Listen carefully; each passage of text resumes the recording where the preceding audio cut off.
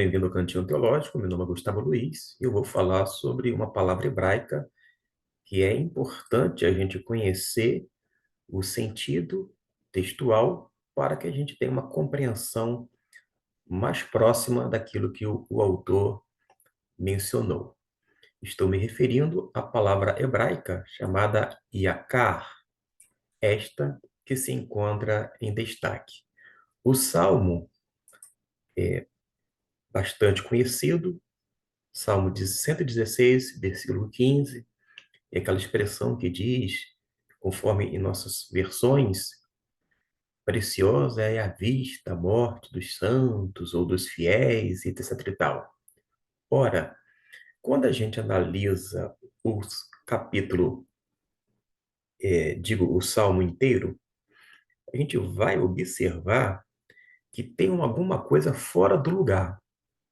Como assim? Primeiro que o texto começa falando de uma situação de perigo de morte.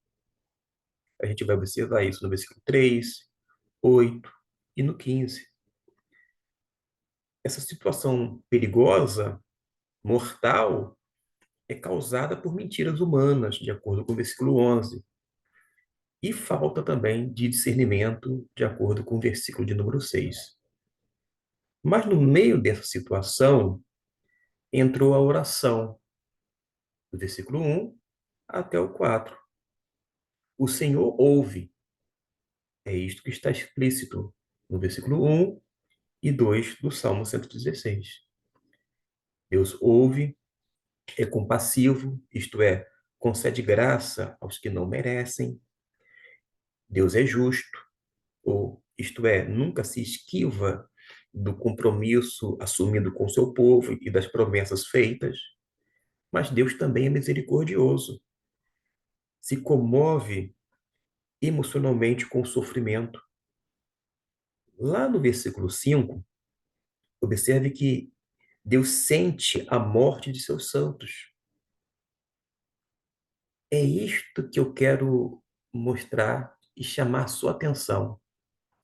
A palavra para preciosa é iacar.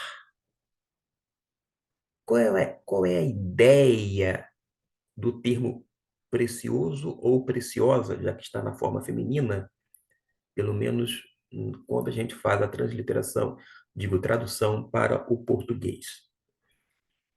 Iacar é preciosa no sentido de ser algo muito caro.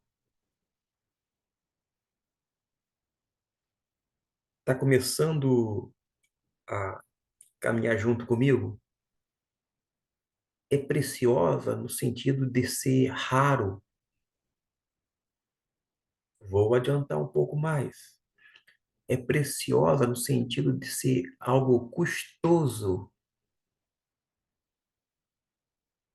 Desta maneira, o desenrolar é de que a morte do santo ou de uma santa, na perspectiva do Antigo Testamento, de acordo com este versículo, no coração de Deus é algo que é penoso, dolorido, custoso.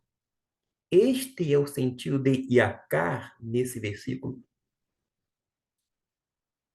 Comumente, a gente ouve nas cerimônias fúnebres as pessoas dizendo, quando parte um servo ou serva de Deus para a eternidade com Deus,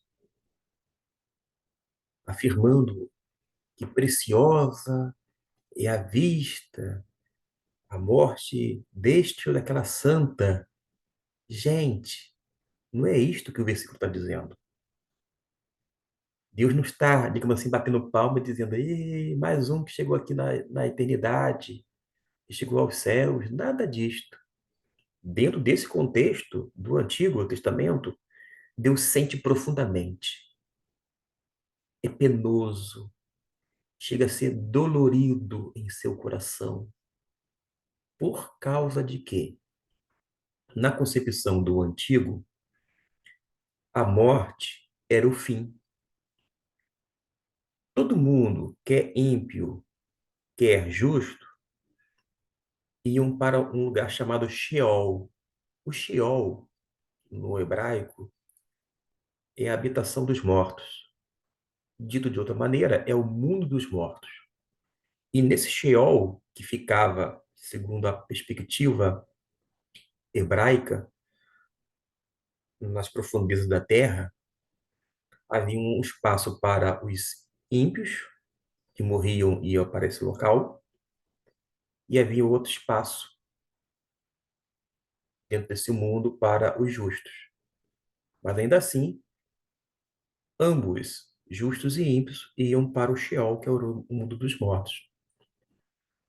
Não havia presença de Deus no Sheol, não havia lembrança no Sheol, isto é, no mundo dos mortos. Sequer havia relacionamento com Deus, até mesmo para os ímpios. Não é à toa que o salmista vai dizer: Ah, Senhor, livra minha alma, porque se eu for para o mundo dos mortos, quem te louvará? Não tem condições alguma de louvar o Senhor, já que é um profundo silêncio, não tem relação. Quando a gente caminha dentro dessa teologia do Antigo Testamento, a gente observa que a morte é o fim. Cessa, inclusive, a relação ou o relacionamento com o Deus eterno. E é dentro desta ótica que Deus sofre, Deus se condói em seu coração, e é algo tão custoso, tão caro, e desta maneira fica algo sendo penoso, porque justamente aquela pessoa que mantinha relacionamento com o eterno não terá mais. Morreu, acabou. As pessoas no Antigo Testamento, tanto ímpios quanto justos, morreu e iam para o Sheol. De uma forma popular, desde a eternidade, eu dizia assim: morreu, que é o crente ou o descrente, foi para o Beleléu.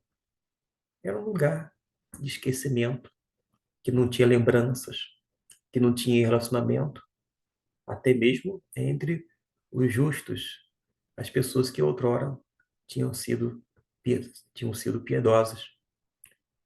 Quando a gente tem essa teologia do Antigo Testamento na mente e no coração, e isto é bíblico, basta ler, estudar, pesquisar, assimilar a palavra de Deus. E quando você se depara com um versículo como este,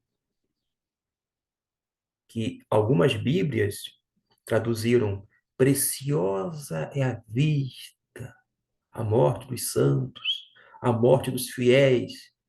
Qual é o sentido aqui? O preciosa, se você permanecer com esta palavra ou vocábulo, é no sentido de ser algo muito caro, muito custoso. Desta maneira, para clarear o sentido bíblico, algumas versões, graças a Deus, têm traduzido: penoso é a morte dos santos para Deus, porque a ideia é de que é algo custoso, dolorido.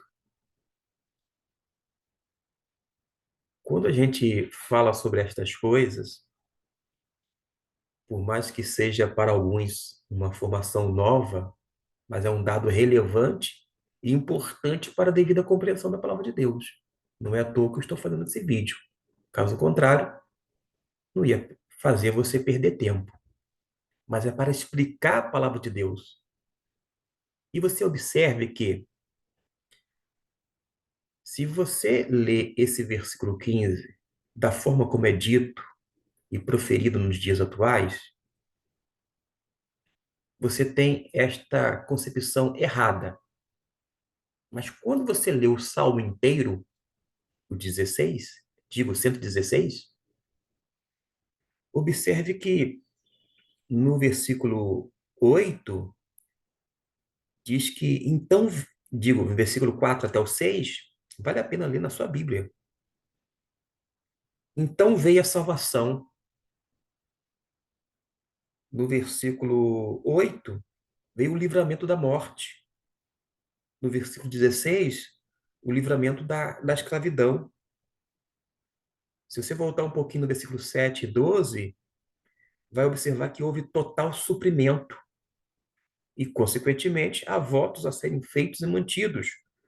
Votos de amor, conforme o versículo 1, o voto da oração, conforme o versículo 2, voto de descanso, de acordo com o versículo 7, aquela caminhada com o Senhor, de acordo com o versículo 9, de prazer pessoal na salvação, segundo o versículo 13, também do testemunho público, conforme o versículo 14 e 18. Tudo isto do Salmo 116. Acima de tudo, porém, a crise foi enfrentada pela fé. E a chave para tornar todas as coisas novas estão contidas no versículo 8 até o 11, que é justamente o pivô de todo o Salmo. É a razão de ser deste Salmo 116. Se você seguir esse raciocínio, repito, errôneo, de que Deus aqui está desejoso, está feliz da vida porque um salvo, ou digo, um justo, morreu, era para deixar o salmista morrer. Se há algo tão bom nessa ótica, era para ter morrido. Mas não. Acontece livramento, salvação e o salmista não morre. Percebam, então, que quando você pega esse versículo e encaixa dentro do Salmo inteiro, 116, não tem nenhum nexo o que é dito. Mas o que eu falei inicialmente faz todo sentido e encaixa perfeitamente dentro dessa narrativa bíblica. Versículo 1 e 2, há uma evocação no dia da angústia. Versículo 3 e 4, a situação é enfrentada com oração. No versículo 5 e 7, há uma provisão total, descanso. Versículo 8 e 11, a fé vai tornar nova todas as coisas. Versículo 12 e 14, provisão total, numa resposta. No versículo 15 e 16, a situação da morte é resolvida pelo Senhor. No versículo 17 e 19, o salmista invoca a Deus no dia do livramento. Houve livramento, não houve morte, houve salvação, houve resposta à oração, àquela angústia, porque o contexto é que o salmista tinha inimigos. E por isso a gente pode concluir acertadamente que a ideia de Yakar, esta primeira expressão no hebraico, quando foi traduzida para preciosa, a ideia é de algo muito raro, caro. E por isso, corretamente, algumas versões em língua portuguesa têm traduzido que penoso é à vista dos olhos de Deus a morte dos fiéis. Custoso é para o Senhor à vista, né, dos seus próprios olhos a morte dos justos. Por causa de quê? Por causa desse pano de fundo. Porque na época, sim, qual era a concepção bíblico-teológica? Morreu, cessou a relação com Deus. A morte era o fim. E o justo ou fiel, ia para onde? Ia para o Sheol, onde não havia lembrança, onde não havia memória, onde não havia relacionamento com Deus, onde só havia, vou dizer assim, o silêncio. Que Deus o abençoe e que você, iluminado pelo Espírito Santo de Deus, aprenda sempre aos pés de Cristo, em humildade, recebendo os ensinamentos, sempre contando com o Espírito Santo para iluminar a mente, para a devida compreensão de sua bendita palavra, de acordo com cada texto e contexto. Que para tanto o Eterno o abençoe.